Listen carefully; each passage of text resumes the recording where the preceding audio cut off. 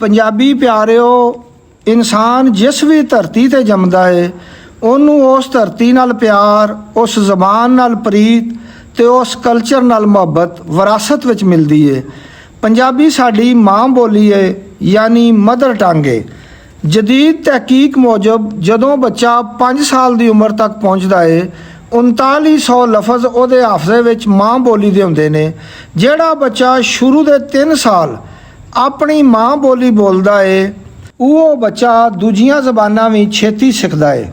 Noam ਚਮਿਸਕੀ ਦਾ ਆਖਣ ਹੈ, ਜਿਸ ਕੌਮ ਨੂੰ ਖਤਮ ਕਰਨਾ ਹੋਵੇ ਉਹਦੇ ਕੋਲੋਂ ਉਹਦੀ ਮਾਂ ਬੋਲੀ ਖੋਹ ਲਵੋ, ਬੰਬ ਸੁੱਟਣ ਦੀ ਲੋੜ ਨਹੀਂ ਪੈਂਦੀ।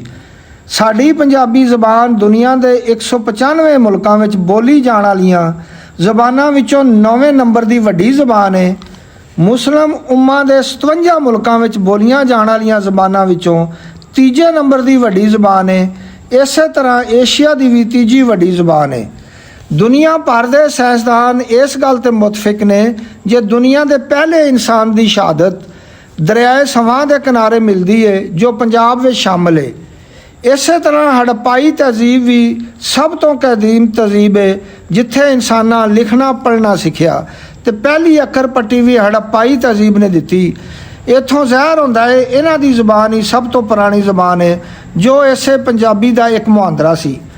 ਬਦਕਿਸਮਤੀ ਨਾਲ ਪਹਿਲੇ ਅੰਗਰੇਜ਼ਾਂ ਤੇ ਫਿਰ ਹੁਣ ਕਾਠੇ ਅੰਗਰੇਜ਼ਾਂ ਇੱਕ ਸਾਜ਼ਿਸ਼ ਦੇ ਤਹਿਤ ਪੰਜਾਬੀ ਜ਼ਬਾਨ ਨੂੰ ਜਹਾਲਤ ਤੇ ਗਾਲਾਂ ਨਾਲ ਮਨਸੂਬ ਕਰ ਦਿੱਤਾ ਹੈ, ਜਦ ਕਿ ਪੰਜਾਬੀ ਸ਼ਾਇਰੀ ਤੇ ਇੱਕ ਝਾਤ ਪਾਓ ਤੇ ਇਹ ਕਲਾਮ ਤਜ਼ਵੁਫ ਦੀਆਂ ਰਮਜ਼ਾਂ ਖੋਲ੍ਹਣ ਵਾਲਾ, ਦਿਲ ਦਿਮਾਗ ਤੇ ਰੂਹ ਨੂੰ ਰਸ਼ਨਾਈਆਂ ਬਖਸ਼ਣ ਵਾਲਾ ਹੈ। ਬਾਬਾ ਫਰੀਦ, ਬੁੱਲੇ ਸ਼ਾਹ, ਵਾਰਿਸ ਸ਼ਾਹ, ਸ਼ਾਹ ਹੁਸੈਨ, ਹੱਕ ਬਾਊ, ਖਾਜਾ ਗੁਲਾਮ ਫਰੀਦ ਤੇ ਮੀਆਂ ਮੁਹੰਮਦ ਬਖਸ਼ ਦਾ ਕਲਾਮ ਇਹਦੀ ਸਭ ਤੋਂ ਵੱਡੀ ਗਵਾਹੀ ਨੇ। ਜਿੱਥੋਂ ਤਾਈਂ ਗਾਲਾਂ ਦਾ ਤਾਲੁਕ ਹੈ, ਦੁਨੀਆ ਦੀ ਹਰ ਜ਼ਬਾਨ, ਚਾਹੇ ਉਹ ਅੰਗਰੇਜ਼ੀ, ਅਰਬੀ, ਫਾਰਸੀ, ਹਿੰਦੀ, ਉਰਦੂ ਜਾਂ ਦੁਨੀਆ ਭਰ ਵਿੱਚ ਬੋਲੀਆਂ ਜਾਣ ਵਾਲੀਆਂ ਜ਼ਬਾਨਾਂ ਹੋਣ, ਉਹਨਾਂ ਸਭ ਵਿੱਚ ਗਾਲਾਂ ਮੌਜੂਦ ਨੇ। ਹਰ ਅੰਗਰੇਜ਼ੀ ਬੋਲਣ ਵਾਲਾ ਪੜ੍ਹਿਆ ਲਿਖਿਆ ਨਹੀਂ ਹੁੰਦਾ, ਹਰ ਅਰਬੀ ਬੋਲਣ ਵਾਲਾ ਆਲਮ ਨਹੀਂ ਹੁੰਦਾ, ਹਰ ਉਰਦੂ ਬੋਲਣ ਵਾਲਾ ਤਹਿਜ਼ੀਬ ਯਾਫਤਾ ਨਹੀਂ ਹੁੰਦਾ। ਇਸੇ ਤਰ੍ਹਾਂ ਹਰ ਪੰਜਾਬੀ ਬੋਲਣ ਵਾਲਾ ਅਨਪੜ੍ਹ ਨਹੀਂ ਹੁੰਦਾ। ਸਾਨੂੰ ਆਪਣੀ ਮਾਂ ਬੋਲੀ 'ਤੇ ਮਾਣ ਕਰਨਾ ਚਾਹੀਦਾ ਹੈ। ਜ਼ਬਾਨ ਦੀ ਰਹਿਤਲ ਵਿੱਚ ਉਹੀ ਅਹਿਮੀਅਤ ਹੈ ਜੋ ਜਿਸਮ ਵਿੱਚ ਲਹੂ ਦੀ ਹੈ।